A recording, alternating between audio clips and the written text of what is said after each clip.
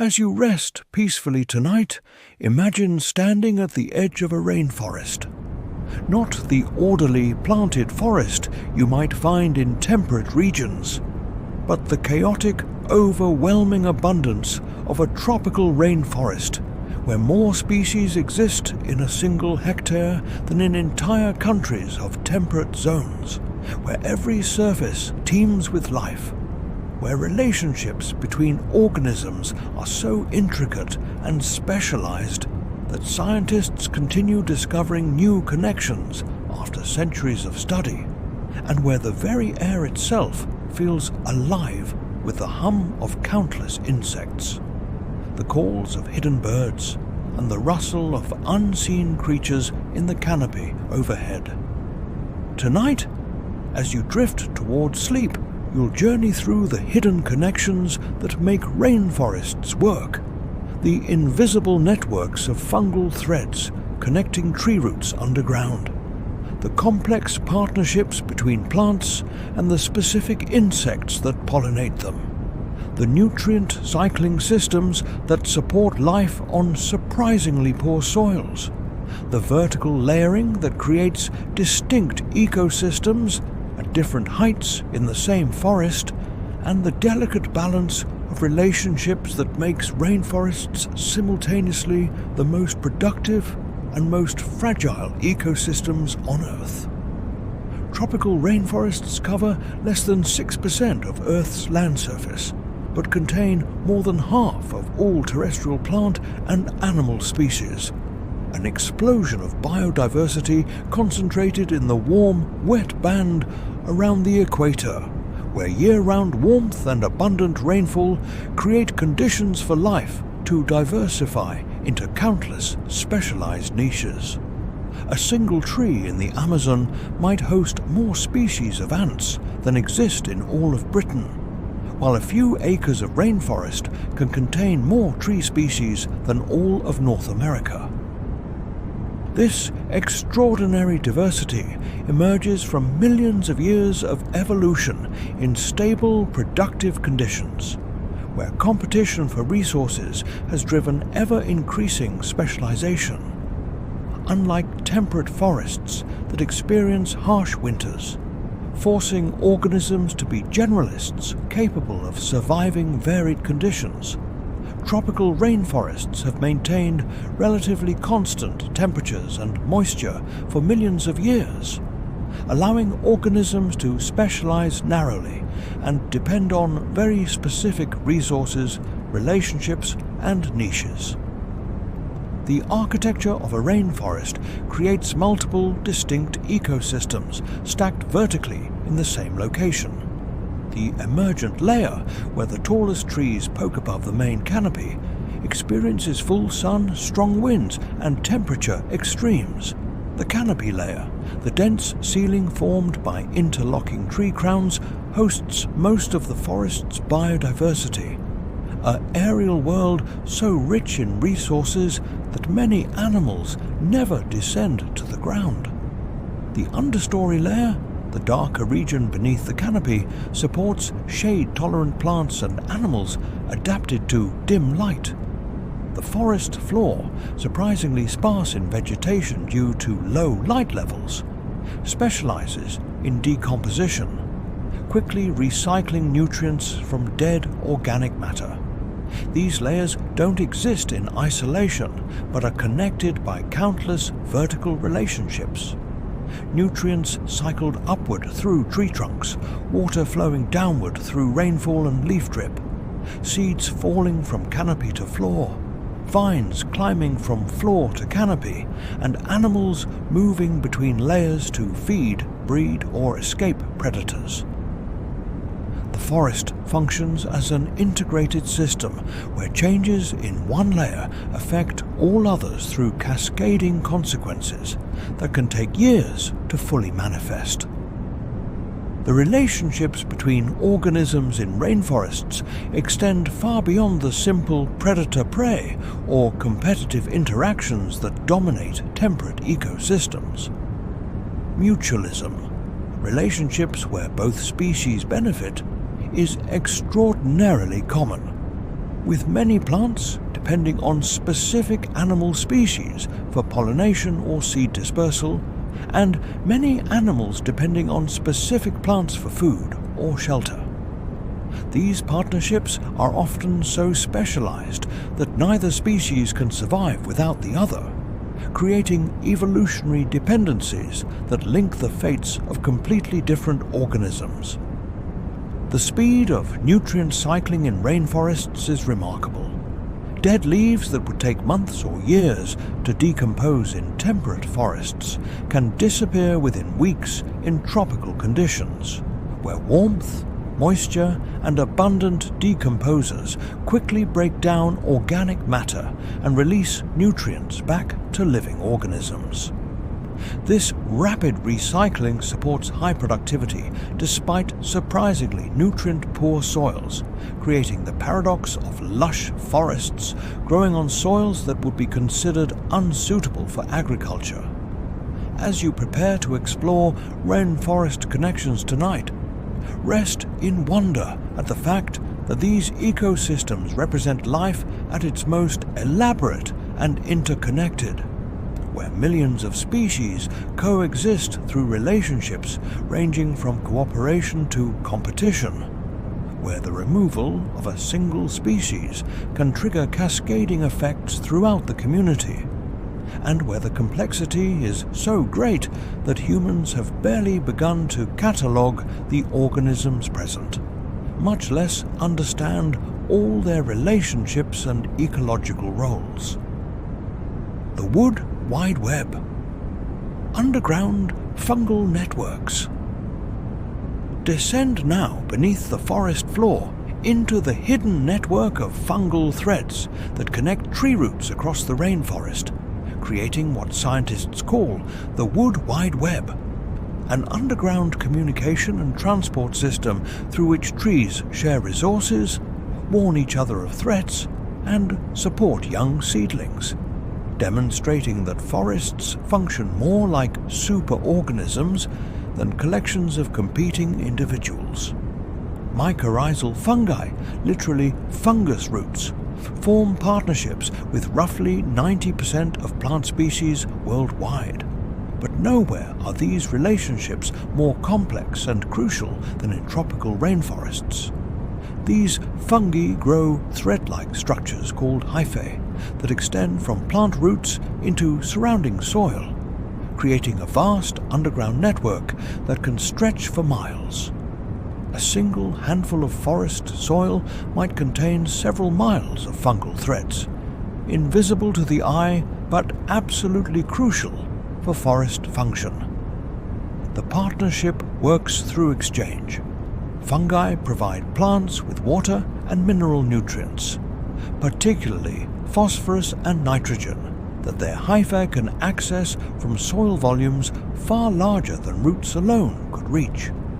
In exchange, plants provide fungi with sugars produced through photosynthesis, feeding the fungal network that cannot produce its own food. This exchange is so beneficial that many rainforest trees cannot survive without their fungal partners. Seedlings that germinate in soil lacking appropriate mycorrhizal fungi fail to thrive even if moisture and light are adequate. But the mycorrhizal network does more than help individual trees acquire nutrients. It connects multiple trees together, creating a system through which resources can flow between completely different plants. Research has shown that large, established trees can transfer carbon to smaller seedlings through the fungal network, effectively subsidizing their offspring's growth in the dim understory where photosynthesis is limited. This maternal care, mediated by fungi, helps seedlings survive until a light gap opens in the canopy, allowing them to accelerate growth. The network also facilitates information sharing that scientists are only beginning to understand. When trees are attacked by insects or infected with diseases, they can release chemical signals through the fungal network, that trigger defensive responses in neighboring trees.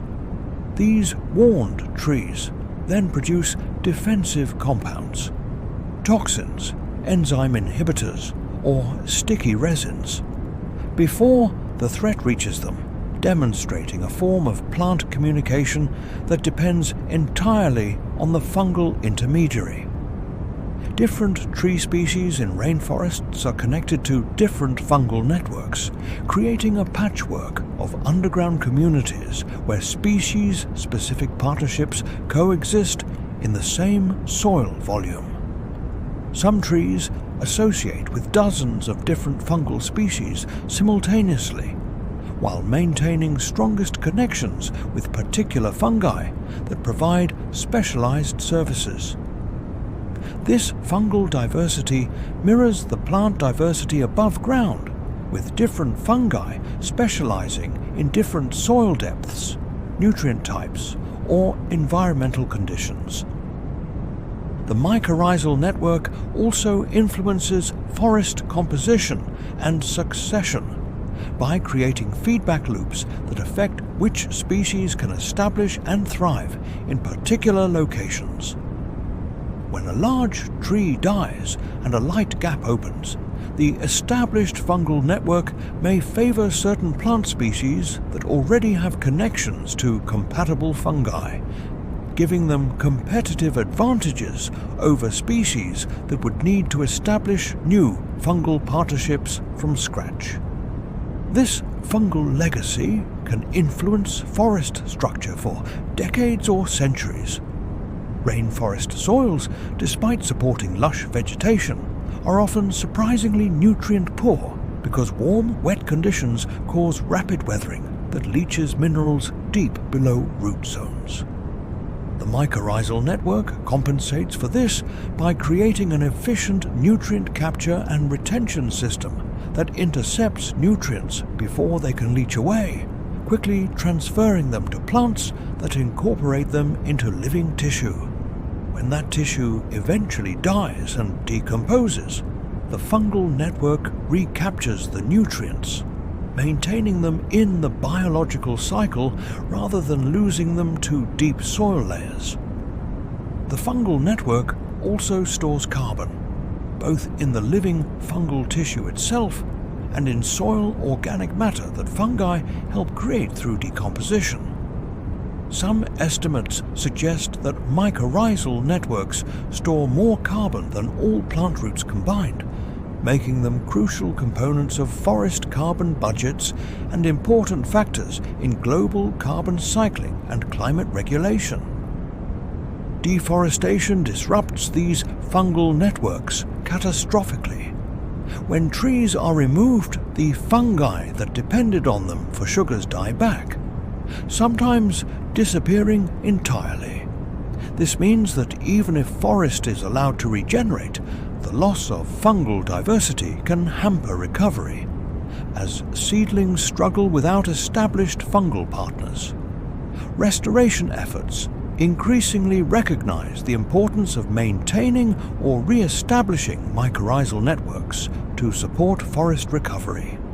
As you rest peacefully tonight, imagine the invisible fungal threads beneath every rainforest, connecting trees in an underground network as complex as any human-built communication system, facilitating exchanges of nutrients and information that allow individual trees to function as parts of forest-level organisms, creating resilience through connection and demonstrating that cooperation and mutual support are as important in nature as competition and individual survival. Partnerships in the canopy. Specialized pollination. Rise now into the rainforest canopy where flowers bloom and animals visit them, discovering the extraordinarily specialized pollination relationships that have evolved in tropical forests. Partnerships so specific that many plants can only be pollinated by single species of insects, birds, or bats, creating mutual dependencies that link plant and animal evolution across millions of years and make each species' survival dependent on the other's continued existence. Unlike temperate regions, where many flowers are pollinated by generalist insects like honeybees that visit numerous flower types, tropical rainforests have evolved toward specialization, where specific plants and specific pollinators are matched in exquisite evolutionary partnerships.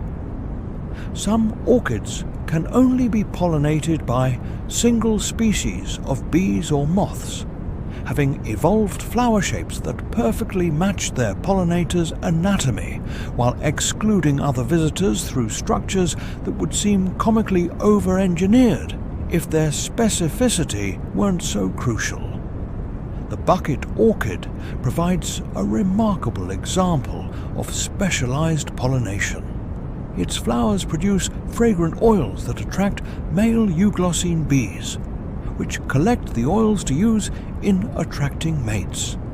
As bees scramble to collect oils, they sometimes slip and fall into a bucket-shaped structure filled with liquid.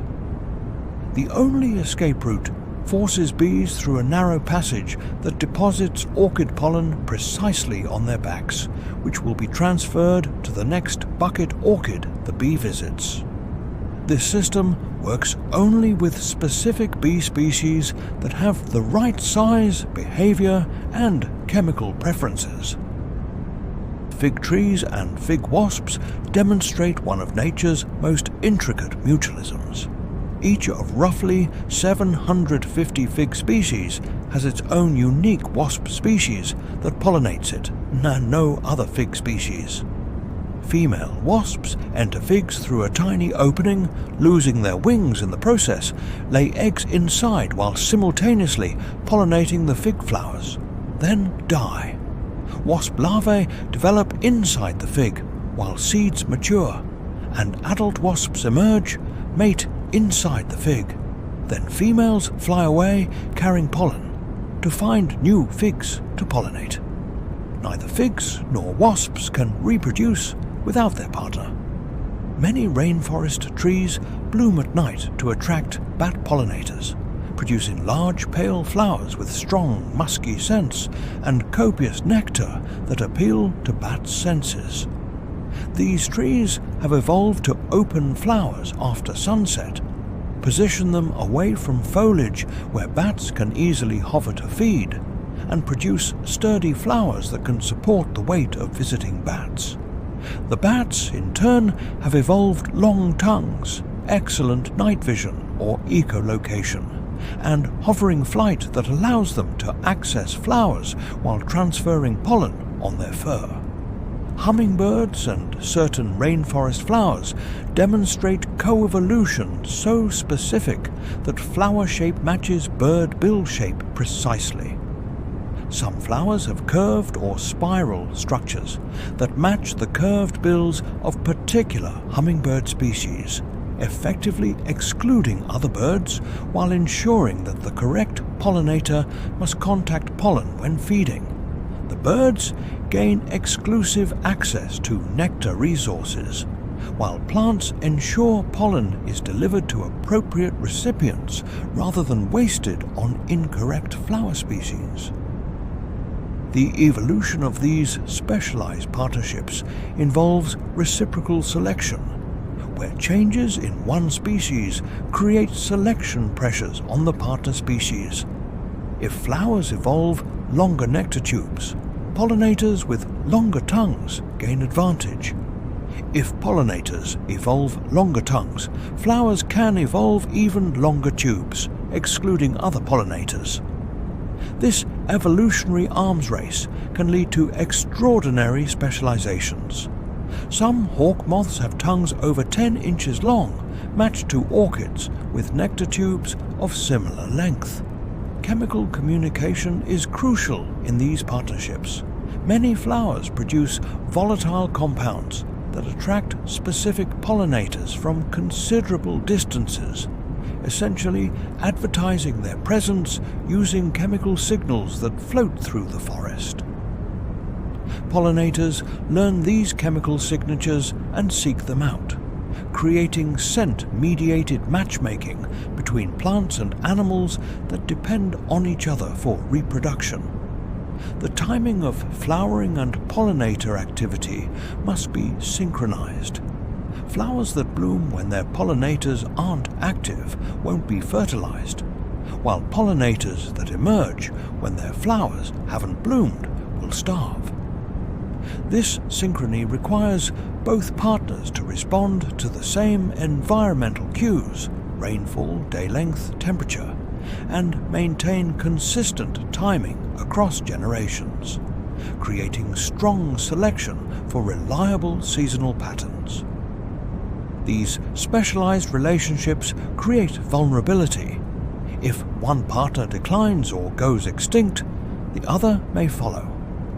Loss of a pollinator species can doom its plant partner to reproductive failure even if individual plants remain alive. Loss of a plant species eliminates the food source for its specialized pollinator, potentially causing pollinator extinction. This interdependence means that conservation must consider partnerships, not just individual species. Climate change threatens these partnerships by potentially disrupting the synchronized timing of flowering and pollinator activity. If warming temperatures cause flowers to bloom earlier, but pollinators don't adjust their timing accordingly, mismatches can occur where flowers bloom without pollinators, or pollinators emerge without flowers. These phenological mismatches can damage both partners and disrupt the broader ecosystem services that pollination provides. As you drift toward sleep tonight, imagine the countless specialized pollination partnerships playing out in rainforest canopies worldwide. Bees visiting flowers that evolved specifically to attract them. Bats feeding from nocturnal blooms adapted to their preferences. Hummingbirds probing flowers shaped exactly for their bills. And wasps crawling into figs in a relationship that has persisted for millions of years, all demonstrating that evolution creates not just individual species, but interconnected partnerships where each participant's characteristics make sense only in the context of their partner's biology. The nutrient paradox, life on poor soils. Discover now one of the rainforest's greatest mysteries. How do these lush, productive ecosystems grow on soils that are often surprisingly poor in nutrients, barely able to support agriculture when forests are cleared? The answer lies in the remarkably efficient nutrient cycling systems that capture, use, and recycle nutrients so quickly that almost nothing is lost from the living system, creating productivity through efficiency rather than abundance. Rainforest soils are often nutrient poor because tropical conditions accelerate weathering, the chemical breakdown of rocks and minerals that typically releases nutrients for plant use. In temperate regions, weathering proceeds slowly and soils can retain nutrients. In the tropics, intense rainfall and warm temperatures cause rapid weathering that leaches soluble nutrients deep into the soil profile below root zones, effectively removing them from the ecosystem. Over millions of years, this leaching has depleted tropical soils of nutrients that were once present. The paradox is that despite poor soils, rainforests maintain extraordinary productivity, producing more biomass per unit area per year than almost any other terrestrial ecosystem. They accomplish this through tight nutrient cycling that keeps nutrients in organic matter, living organisms, and dead organic material, rather than in soil minerals. When a leaf falls or an animal dies, decomposers attack it immediately, releasing nutrients that are quickly absorbed by plants, fungi, and microorganisms before rainfall can leach them away. The speed of decomposition in tropical forests is remarkable. Leaves that might persist on temperate forest floors for months or years can disappear within weeks in tropical conditions where warmth, moisture, and abundant decomposer organisms accelerate decay. Bacteria, fungi, termites, ants, beetles, and countless other decomposers work in parallel, breaking down organic matter into ever smaller pieces while releasing nutrients that living organisms eagerly absorb. Many rainforest trees have shallow, spreading root systems that create dense root mats in the surface soil layers, and even extending above the soil surface, covered only by leaf litter. These root mats position trees to intercept nutrients the moment they're released from decomposing organic matter, before those nutrients can be leached downward by rainfall. The association with mycorrhizal fungi further enhances nutrient capture by extending the effective reach of roots through fungal hyphae. Epiphytes, plants that grow on other plants without parasitizing them, have evolved strategies to capture nutrients from unexpected sources. Bromeliads form water-filled tanks in their leaf bases that capture rainfall, leaf litter, and animal waste, creating miniature aquatic ecosystems where decomposition occurs, and plants absorb the released nutrients directly through specialized scales on their leaves. These canopy plants have essentially evolved to carry their own soil and nutrient sources aloft. Some rainforest plants form partnerships with bacteria that fix atmospheric nitrogen, converting gaseous N2 into ammonia that plants can use. This biological nitrogen fixation provides an input of new nitrogen to ecosystems that might otherwise be nitrogen limited. Legume trees with nitrogen-fixing rootonodules are common in tropical forests, serving as keystone species that enhance nitrogen availability for the broader community. Carnivorous plants like pitcher plants and sundews have evolved in nutrient-poor conditions to supplement their nutrition by capturing and digesting insects, essentially hunting for nitrogen and phosphorus that are scarce in their environment. While not as common as in nutrient-poor wetlands, carnivorous plants do occur in rainforests, demonstrating the selective pressures that nutrient limitation can create. Animals play crucial roles in nutrient cycling by moving nutrients between different parts of the forest. Frugivores, fruit-eating animals, consume nutrients in tree canopies and defecate on the forest floor, effectively transferring nutrients downward. Fish in rainforest streams consume fruits that fall into water, then carry those nutrients elsewhere. Bats roosting in caves or hollow trees concentrate nutrients from widespread feeding areas into localized deposits of guano that support specialized cave or tree hole communities.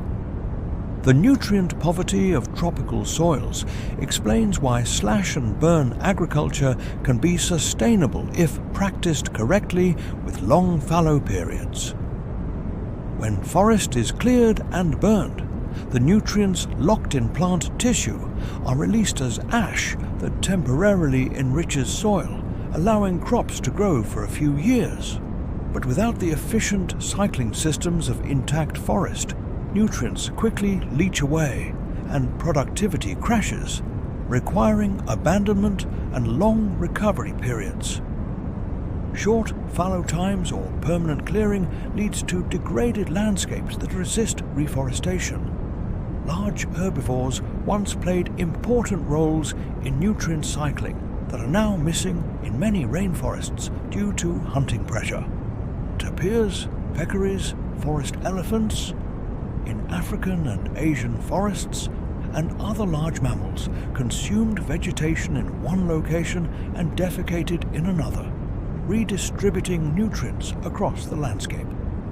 Their decline has likely altered nutrient distribution patterns in ways we're only beginning to understand. As you rest peacefully tonight, imagine the intense biological activity in rainforest soils.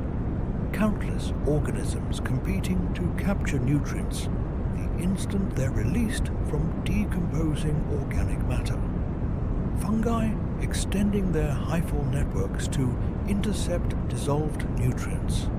Tree roots positioned like nets to catch falling nutrients before they leach away. And the entire forest community cooperating and competing simultaneously in the grand enterprise of maintaining productivity on soils that would seem unable to support anything, demonstrating that efficiency and rapid recycling can compensate for scarcity, creating abundance through careful husbandry of limited resources. Vertical worlds, the layered forest. Rise through the layers of the rainforest, discovering how height creates distinct ecosystems stacked vertically in the same location. Each layer with its own climate, its own community of specialized organisms, and its own role in the forest's functioning, demonstrating that biodiversity in tropical forests derives partly from the three-dimensional structure that allows numerous distinct communities to coexist in the same horizontal area. The forest floor, where you might begin a rainforest journey, is surprisingly dark and relatively open. Only about 2% of sunlight reaches the ground through the dense canopy overhead, creating dim conditions that favor shade-tolerant plants with large leaves to capture what little light is available. The floor is covered with leaf litter undergoing rapid decomposition, fallen fruits and seedlings, waiting for canopy gaps that will provide light for accelerated growth. The forest floor specializes in decomposition and nutrient cycling, hosting the bacteria, fungi, termites, millipedes, beetles, and other organisms that break down dead organic matter.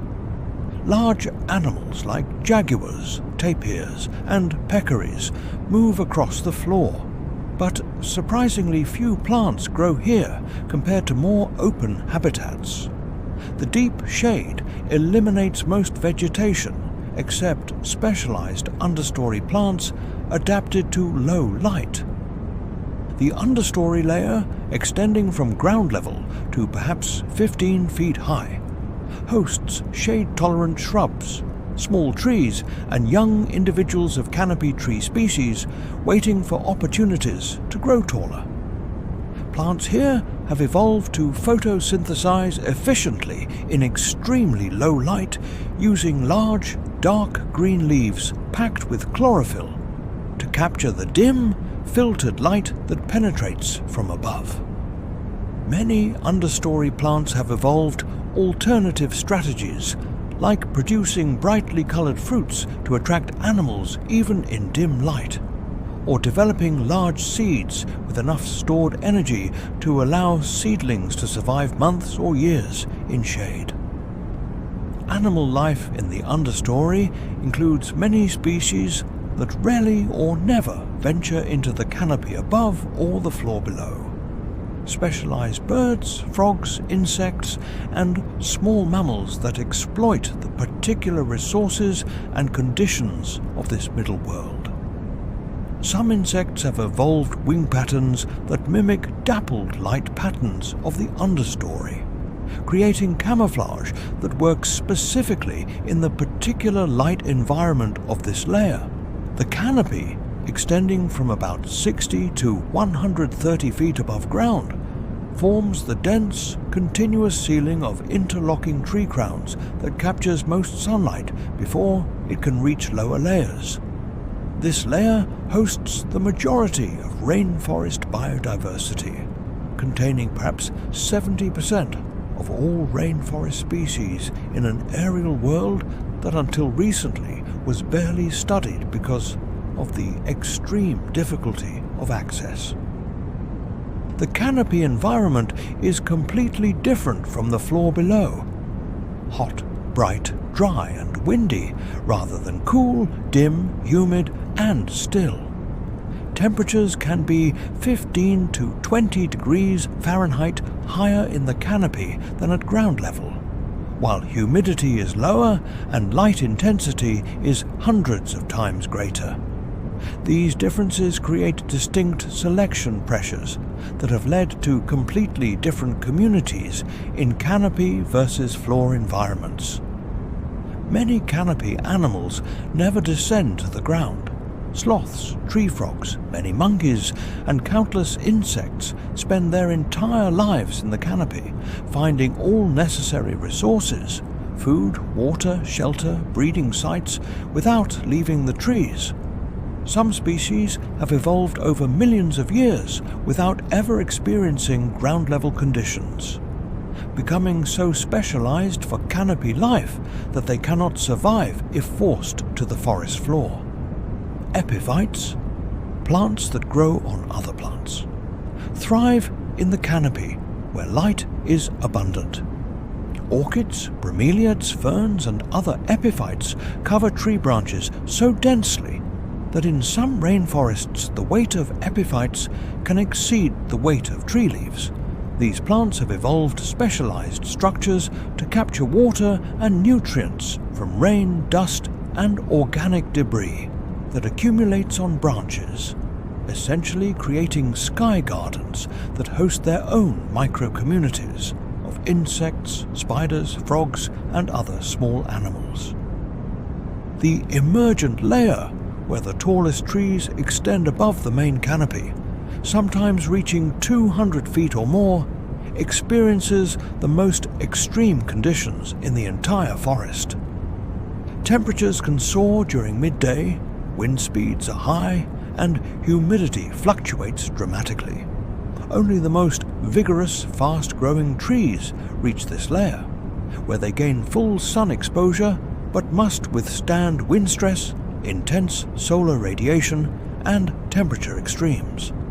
Emergent trees host specialized eagles, parrots, and other birds that use these tall perches for scanning the forest, calling to mates across long distances, or launching flights above the canopy. Some butterflies and bees that feed in the canopy use emergent trees as landmarks for navigation, creating aerial highways along lines of tall trees. The vertical structure of rainforests creates edge habitats at boundaries between layers, the canopy understory interface, the floor understory interface, where conditions transition between extremes. These edge zones support their own specialized communities of organisms adapted to intermediate conditions, or capable of exploiting resources from adjacent layers. Lianas and vines physically connect the layers, growing from floor to canopy, and providing vertical pathways for animals to move between levels. These climbing plants add structural complexity, create horizontal connections between trees, and supply fruits and leaves at various heights, supporting animals that might otherwise find it difficult to access resources in multiple layers. The stratification creates specialized feeding guilds where different species of frugivores, for instance, specialize on fruits at different heights. Some ground-feeding species collecting fallen fruits, some understory specialists eating fruits from shrubs and small trees, some canopy specialists feeding on fruits of tall trees, and some emergent specialists eating fruits available only at the forest's very top. This vertical specialization reduces competition and allows more species to coexist. As you drift toward sleep tonight, imagine the rainforest as a vertical stack of distinct worlds. The decomposer-rich floor recycling nutrients, the patient understory waiting in shade, the productive canopy buzzing with life, and the wind-swept emergent giants reaching toward the sky, all coexisting in the same location but separated by height into communities as different as forests in different continents, demonstrating that biodiversity emerges not just from different species but from three-dimensional complexity that creates multiple environmental gradients and countless specialized niches in a single hectare of forest. The connected web. Why rainforests matter.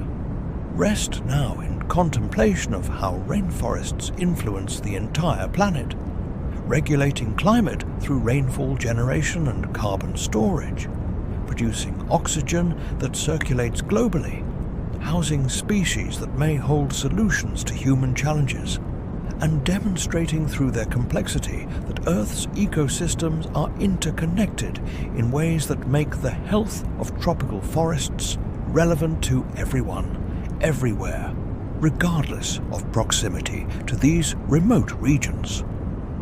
Rainforests generate their own rainfall through a process called evapotranspiration. Water absorbed by roots, transported through trees, and released from leaves as vapor.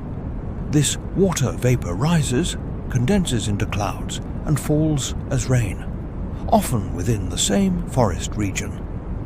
The Amazon rainforest, for instance, recycles rainfall up to 5 times as moisture moves from east to west across the continent, with each cycle involving evapotranspiration from the forest and precipitation back onto it. This rainfall recycling makes rainforests partially independent of external moisture sources, while also exporting moisture to surrounding regions. Moisture generated by the Amazon influences rainfall patterns across South America, including in agricultural regions far from the forest itself. Deforestation reduces evapotranspiration, potentially causing regional climate changes that affect rainfall hundreds or thousands of miles away. Rainforests store enormous quantities of carbon in their biomass. Trees, lianas, understory plants, root systems, and soil organic matter. The Amazon alone stores roughly 150 to 200 billion tons of carbon, equivalent to 10 to 15 years of global human carbon emissions. This stored carbon remains locked in organic matter as long as forests remain intact, but is released as CO2 when forests are cleared and burned, or when dead organic matter decomposes after logging. The carbon storage capacity of rainforests makes them crucial for climate regulation. Maintaining existing forests prevents massive carbon releases, while forest recovery and expansion can remove CO2 from the atmosphere, helping to mitigate climate change. The destruction of rainforests contributes roughly 10% of global greenhouse gas emissions, making tropical deforestation a significant climate driver. Rainforests produce oxygen through photosynthesis. Roughly 28% of global oxygen production comes from tropical forests, with the rest from other terrestrial ecosystems and oceanic phytoplankton. While oxygen levels in the atmosphere are not currently threatened, oxygen is abundant and has a long atmospheric residence time. Rainforests do contribute meaningfully to the oxygen cycle and represent important sites of oxygen production that counterbalances consumption by respiration and combustion.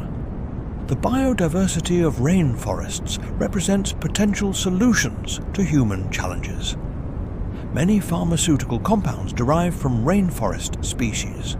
Quinine from cinchona bark for treating malaria, vincristine from rosy periwinkle for treating leukemia, numerous pain relievers, antibiotics, and other medicines from forest plants and animals. Researchers estimate that fewer than 1% of tropical plant species have been thoroughly tested for medicinal properties, suggesting thousands of potentially valuable compounds await discovery. Crop wild relatives, the wild ancestors and close relatives of domestic food plants, exist in tropical forests and provide genetic resources for improving cultivated varieties. Genes from wild species can confer disease resistance, drought tolerance, improved nutrition, or other valuable traits to crops, making these wild populations crucial for food security, even though they're never directly consumed by humans. Rainforest species provide ecosystem services that extend beyond the forest, pollination services that benefit nearby agricultural areas, pest control by predators that hunt agricultural pests, water quality maintenance through filtration and regulation of watershed flows, and soil erosion prevention that protects downstream rivers, reservoirs, and coastal areas from excessive sedimentation. Indigenous peoples have inhabited rainforests for thousands of years, developing profound knowledge of forest species, their uses, seasonal patterns, and ecological relationships. This traditional ecological knowledge represents accumulated wisdom about sustainable forest use, medicinal plants, food sources, and ecosystem management that complements scientific understanding and offers insights into living sustainably with forests, rather than destroying them. The cultural and spiritual significance of rainforests extends beyond their material uses. These ecosystems inspire awe, provide aesthetic and recreational value, support cultural practices of indigenous and local communities, and serve as living laboratories where humans can study ecosystem complexity, evolutionary processes, and ecological principles that apply beyond tropical forests to all ecosystems. Climate change threatens rainforests through multiple mechanisms: increased drought frequency and intensity, changed rainfall patterns, increased fire risk, and temperature increases that may push forests beyond tolerance thresholds. The Amazon has experienced multiple severe droughts in recent years that caused tree mortality, reduced photosynthesis, and converted forests from carbon sinks to carbon sources during drought years. The combination of climate change and deforestation may push some rainforests past tipping points where they transition to drier, less diverse savanna-like ecosystems with cascading effects on regional climate, biodiversity, and carbon storage. Once degraded, rainforests are difficult to restore. Recovery takes decades to centuries, requires maintaining ecological knowledge and seed sources, and may be impossible if climate has shifted beyond the range where rainforest can exist. Conservation efforts recognize the global significance of rainforests, creating protected areas, supporting indigenous land rights. Indigenous territories often have better conservation outcomes than other protection categories, developing payment systems for ecosystem services that compensate communities for maintaining forests, and working to reduce demand for products whose production drives deforestation.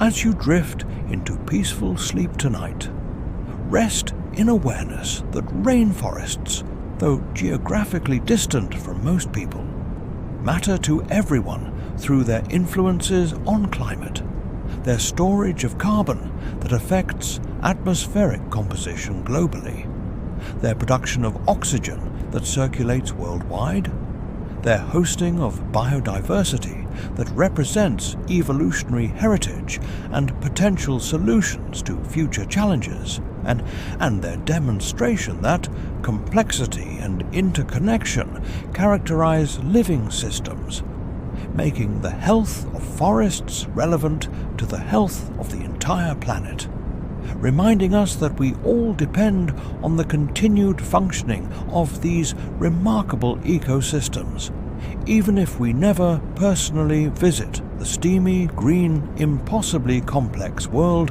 where more species coexist in a single hectare than might inhabit entire regions of temperate zones, where relationships between organisms are so specialized that evolution has created dependencies spanning millions of years, and where the tree you lean against might host more species on its bark, in its canopy, and around its roots than live in your entire home region. Sleep peacefully knowing that rainforests continue their ancient rhythms, photosynthesizing, recycling nutrients, generating rainfall, storing carbon, supporting countless species, and demonstrating through their magnificent complexity that Earth's ecosystems are masterworks of evolution, finely tuned through millions of years of natural selection to create productive, diverse, resilient communities that can teach humanity about cooperation, efficiency, and the countless ways that life can organize itself when given stable conditions and sufficient time to explore evolutionary possibilities in the warm, wet embrace of the tropics, where life itself seems to explode into exuberant, overwhelming, beautifully intricate abundance.